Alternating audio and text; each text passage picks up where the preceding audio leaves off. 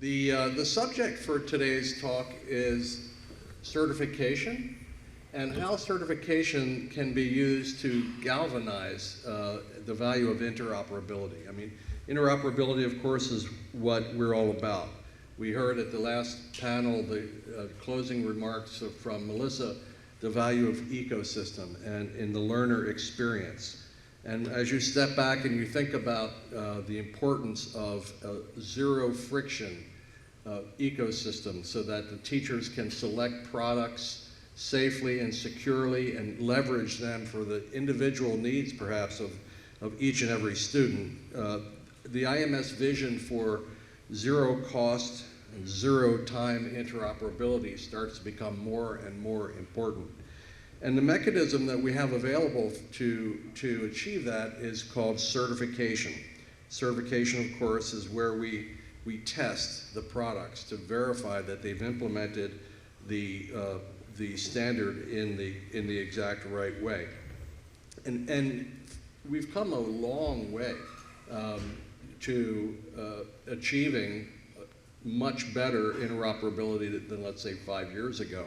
We have 1,700 products that have been certified and are available in the product directories. That's amazing, but we have not yet achieved our goal, certainly. Will we ever achieve zero cost, zero time? That will really be great. I look forward to that, as I'm sure we all do. But we're pretty far from that right now. I think it's fair to say. So we want to learn more about your experience, your advice on how to achieve that low cost, high reliability, and agile integrations. But first we want to start by thinking about understanding what are the drivers that are happening, whether they're socially, whether they're institutionally bound, or even other drivers that cause us to even want to achieve this goal, you know? So be very interested also in learning what you all are doing to get closer to that goal in your own organizations. And I'll start with you, Nick. What are the drivers at UCLA, or what do you see as the drivers towards a lower cost, more reliable integration? So at UCLA, it's critical to have what you're describing with zero cost integration, because there's no guarantee. So we run Moodle at UCLA, and there's no guarantee that we're going to be on Moodle 6 months or 2 years from now. And the suite of LTI tools that we currently use need to be able to work on every other platform that we may move towards, right? And right now that's not the case. Even certified tools will sometimes be LMS specific. So it'll be certified, it works with Canvas. We try to take that tool and run it on Moodle, and it doesn't work because there's API calls that are specific to that LMS. So that's one hurdle that we're currently facing right now with LTI, for example. And you know, if you as vendors feel like you need to make these LMS-specific API calls, I think that's where LTI Advantage and LTI 1.3 comes in. Join the working group and you know, create a proposal, submit it, and get LTI to be where it needs to be so that you can make a tool that doesn't require these LMS-specific API calls. Kyle, what are you seeing as the drivers for needing to get closer to zero? So for us, in the K-12 side, of course, the biggest driver is financial, unfortunately, and then compounded by staffing, you know, and the ability to connect and do these types of things. For us, we are a larger one-to-one district and have been for a while, so being digital day one is critical for us. We have a massive investment in digital content, and we can't afford to wait months, weeks to get students access to that. So having the need to have that interoperability is key for us. We can't afford to always pay for one-off customs, work with partners for one-off custom interfacing, and be dependent upon that, or have programmers on hand to make those things work and be consistent. And then the driver that's growing, and it should have always been there and has, but it's not talked about and till recently more is the security aspect and our data privacy side of it, and the importance of what is really transferring back and forth between all these applications. So until we can get to that point of having that certification and standards set so we can provide to our end users in our community to show them what's actually exchanging in a clear manner, I think that's going to be our bigger driver in the future. Great. Renee, what are your thoughts on this subject? I'm going to bring it down even a little bit more to a basic level. And at the University of Wisconsin system, we're recently moving from an on-prem environment with our LMS to a cloud-based open source LMS. So that was a huge shift. And some of the concerns that one would typically have on an on-prem environment, we were able to control much more tightly. In an open source environment, however, as everyone knows, that requires a lot more thought, a lot more controls. So I would say that moving to the cloud environment has allowed us to be a lot more agile, but along with that comes the continuous release model, which means it's on us to be much more thoughtful and deliberate around the way that we manage that environment. So I would say that's the big one. Brian?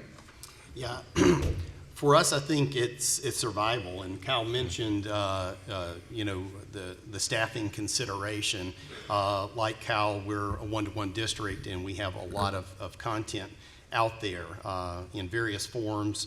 And just the fact that in our specific case, our district hasn't had a core adoption in going on now 2 decades. We're in the middle of an acquisition process for that, but what that's created for us is an environment where schools, even down to the classroom teacher, going out and finding whatever supplemental products they can to fill the holes. And so the previous panel mentioned the hundreds of applications that are in play in a district every single month, and we live that.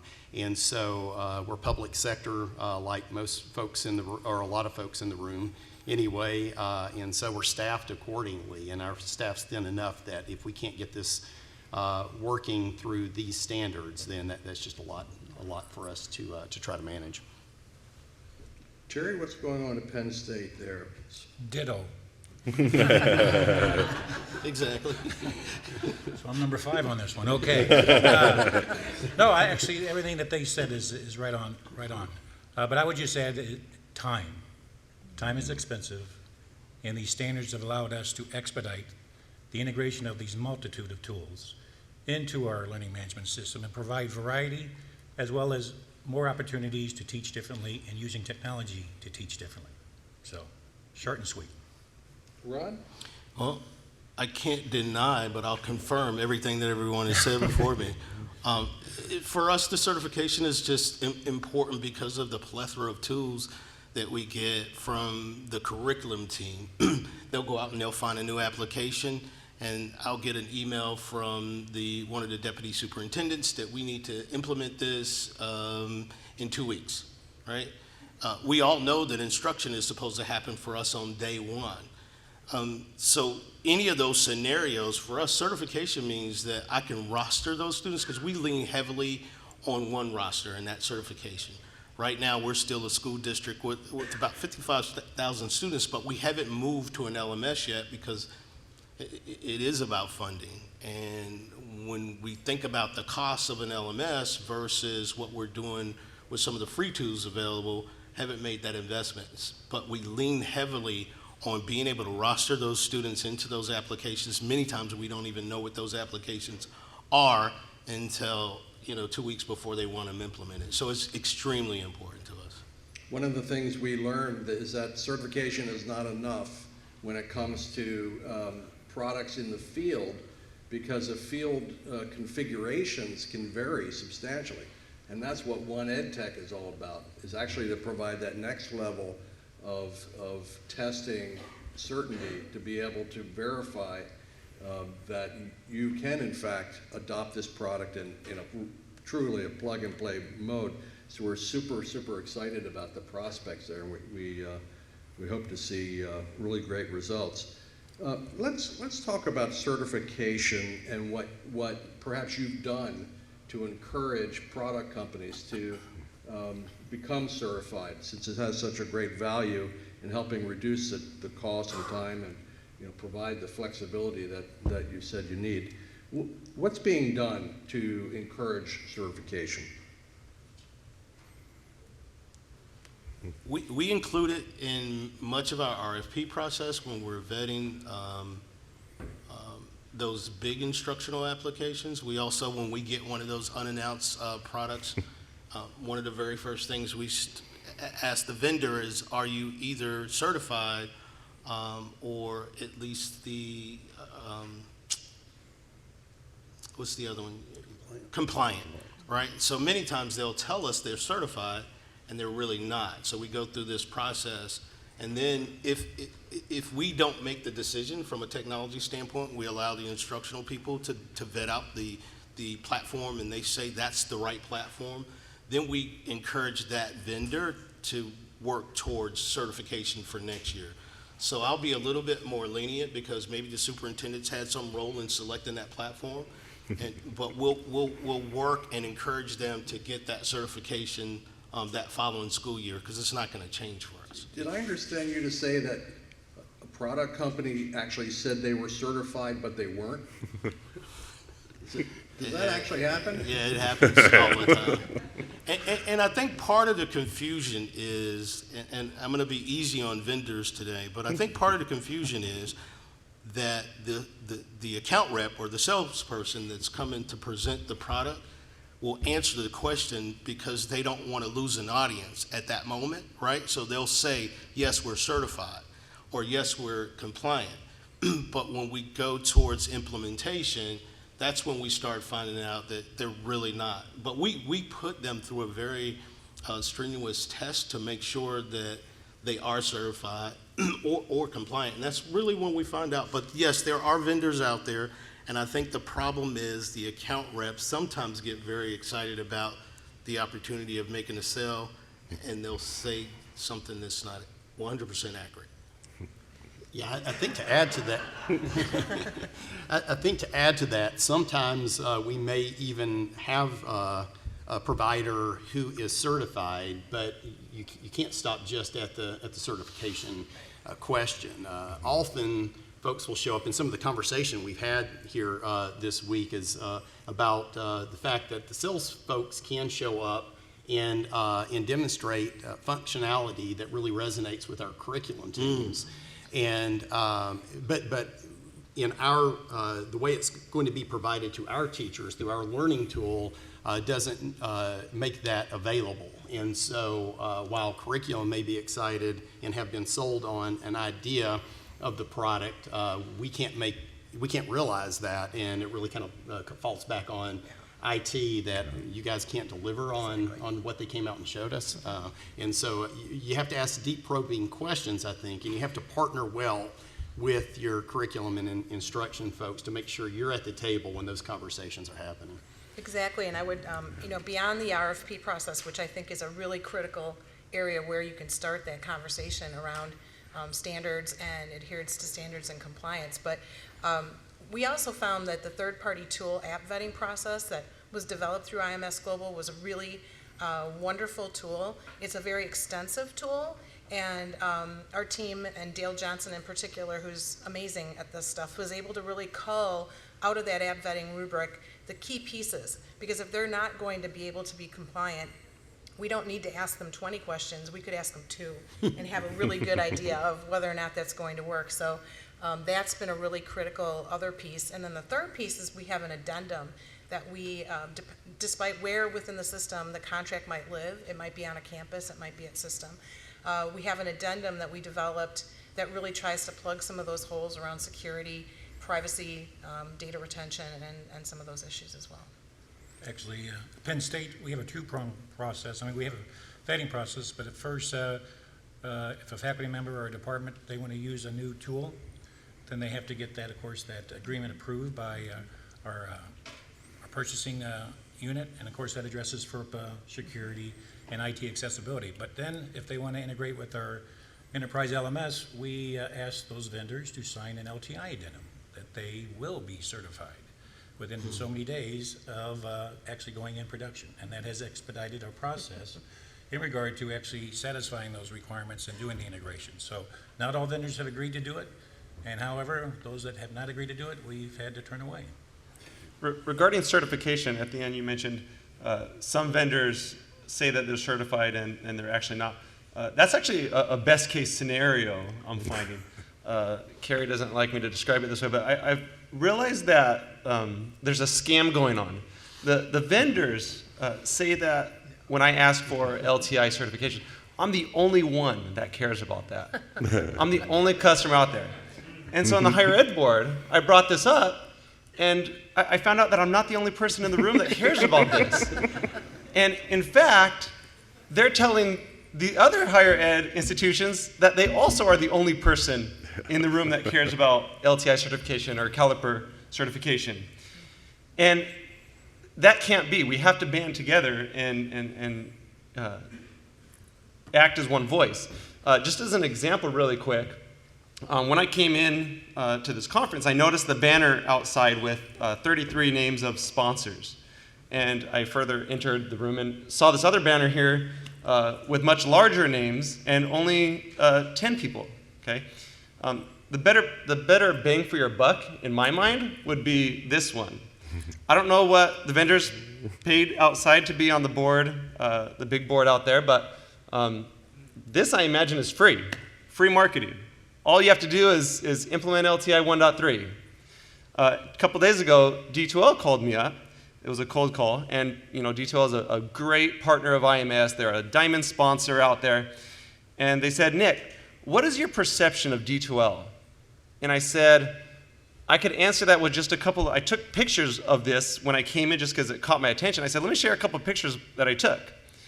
I don't know how many thousands of dollars you paid to be a diamond sponsor, but you're missing out on free marketing, free publicity. When I go back to my institution and they're looking at an LMS, and I say, oh, well, D2L is a great partner of IMS, they're adopting standards. All they have to do is look at the press release and say, well, where are they? They're not there. How many tools are out there could have been part of this list, and it's not there? Yeah, I think, it's good to hear that I'm not the only one, too, in K-12 that's asking for these things. I think that the last aspect that helps in pushing towards that is getting our curriculum teams on our K-12 side to really understand the impact of what this is.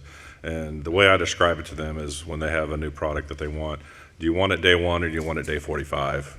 Let's just decide right now, and then we'll work from there. And a lot of times, that's out-of-box expectation of, I want to buy it and start working. But when they start seeing and we lay it out to show them this is really going to be how long if we go down this unstandard interoperability for you to get to impact, well, what do you really want to do? And again, it all comes back to the overall learning impact for us. So once they start seeing that and realizing the true effects of that, and then when I share that, I might need some more staff and that might need to come from your area, that conversation changes a little as well. But it's good to hear that we're not the only ones that are just trying to do this. How important is the size of the institution when we talk about leverage?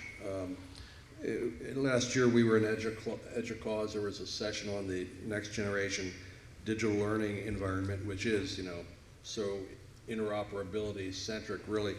And we started to talk about this concept of refusing to buy a product that was not certified. And we get a lot of head shaking, yeah, that's a good idea, but there was also a fair number of schools who felt like, it really doesn't work because we're not big enough, or I don't have, a loud enough voice in the market or even within my institution. What factor does the size of the organization have as opposed to the strategy that the organization is adopting? So Mark, is your question about the size of the district having influence? It could be absolutely district or institution. Yeah.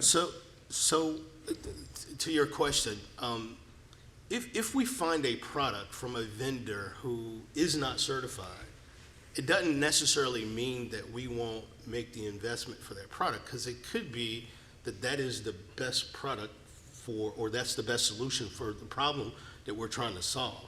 And that goes back to the whole idea of now we'll encourage you to get that certification. So we don't really always leverage the fact that if you're not completely, IMS Global certified, it's specifically for one roster for us, that we won't make the investment in your product, but we'll do the legwork after that. Because again, our role, some of our roles, and my role as a technology chief is to make sure that we're providing the infrastructure, the support.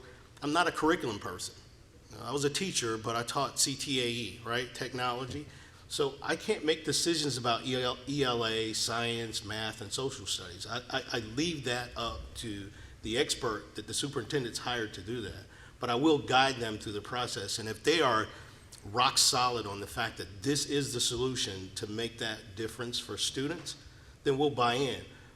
And I'll piggyback on one more thing. The other thing we really do a good job at now, and since we've been members of IMS, is we take our coordinators every year and we go over the product list that they're interested in.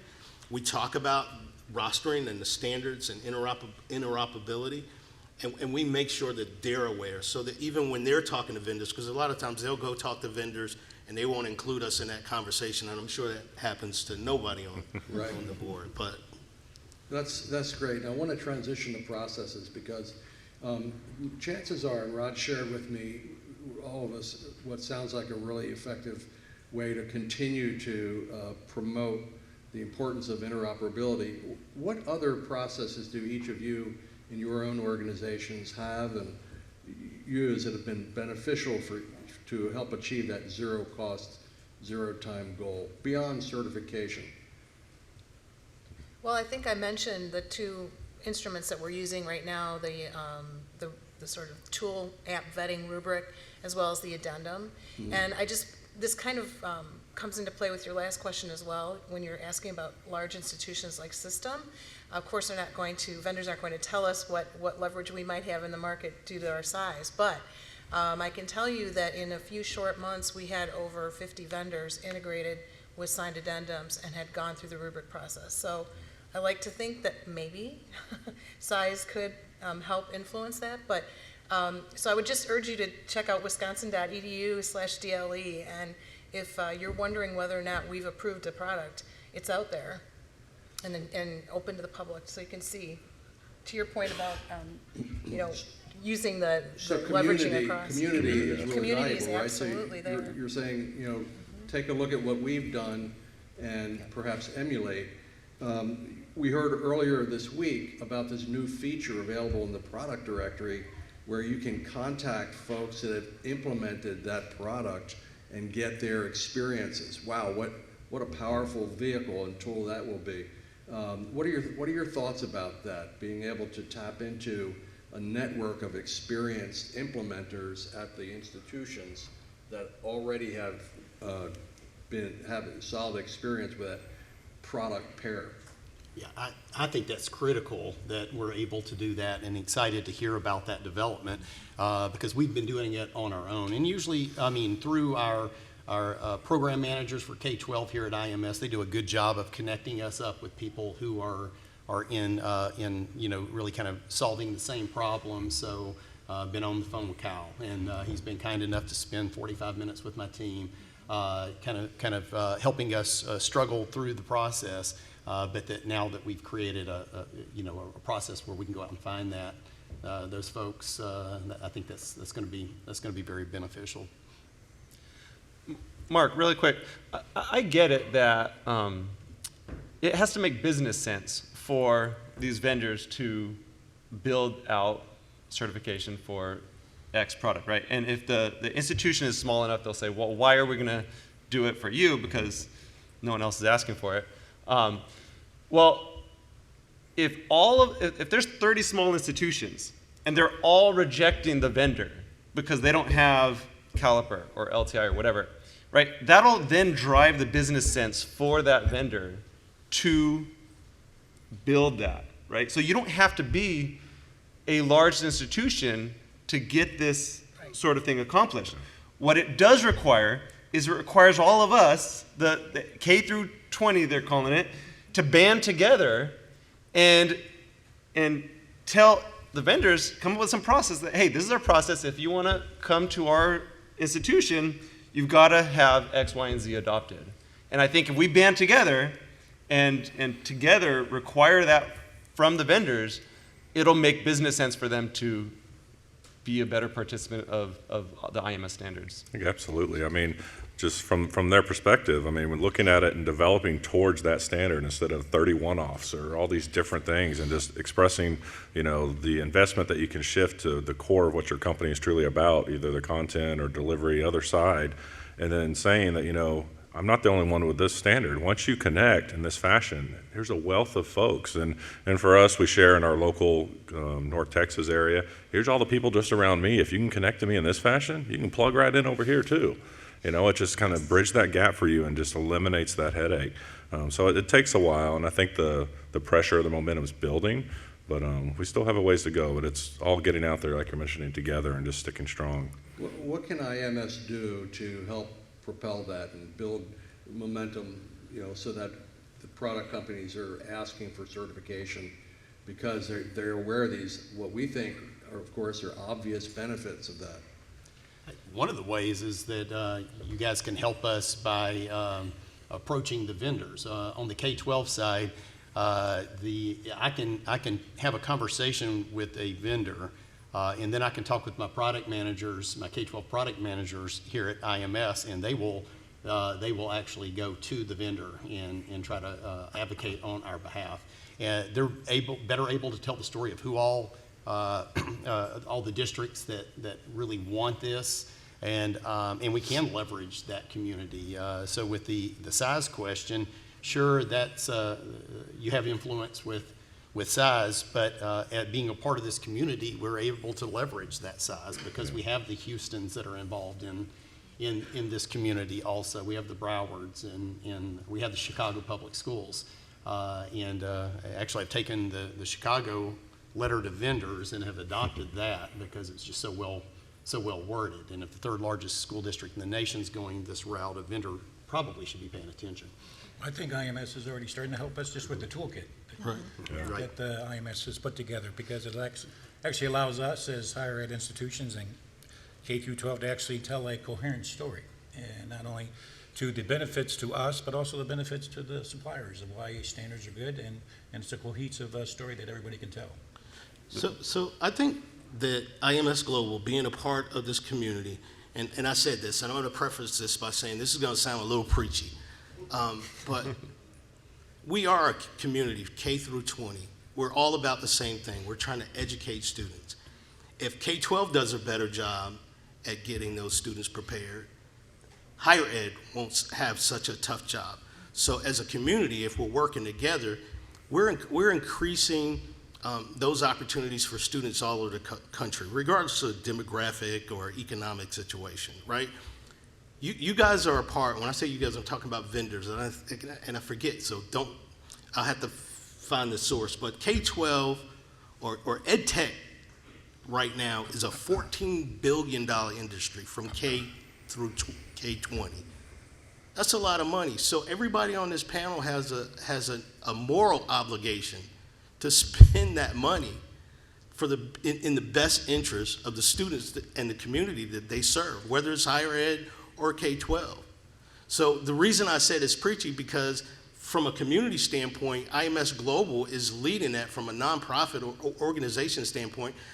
They're saying, look, work with these guys, let's come together for the betterment of every organization here and for the country as a whole. So that's why I was saying it's a little bit preachy, but I do believe that. And I've been a member for 6 years, and I can't tell you the benefit that we get when we have these conversations with vendors and I tell them that we're a part of IMS Global. But I think maybe we ought to change the conversation not to suppliers and K through 20, but partners. Absolutely, it's a partnership. We're all in this together. We're all in this. We're trying to benefit. Yeah, Yeah. and I think too with that, and when we say what can IMS do, it's what can all of us do. You know, we have lots of large conferences that we all attend, and when you walk those trade floors and all that, I'll be honest, I don't see some of y'all in here who've spent a lot of time in development. I don't see it being touted in your booth or anywhere that, you know, I am IMS certified. I am, you know, we've got to get out there. You're working hard to do this stuff. We all are. We got to preach it. It's not something we don't need to talk about. So we have, from the K-12 perspective, large conference coming up with ISD here, you know? Let's work together. We know the vendors that are going to be there. Let's look at that vendor map, mark who is our partners on that map. Let's call them out, and let's wave the flag on what we're doing together and spread that word. I mean, because I think that's the key. And they'll start opening questions. People will start coming out, what is that? And that's what we have to do together. I think it's that quietness sometimes that we do on our side that we need to step up a little as well. And Terry mentioned the LTI Tool Kit. I want to emphasize the importance of that. So I don't know if it's actually released yet or not. It's something Carrie's working on. But, I mean, that's critical for communicating with vendors or partners. It's this critical piece because right now the IMS website is a little bit difficult to navigate, and this toolkit provides a way for us as an institution to speak with that common voice to the vendor partners about what it is that we want, what it is that we're after, right? So if you don't know about the LTI toolkit already, I encourage you to contact Mark or Carrie or someone from IMS, and they could hook you up with it as soon as it's ready. And all the partners can use that toolkit. Yeah, absolutely. Well, we've closed this panel with, I think, some great advice and inspirational thinking. So let's thank our panelists.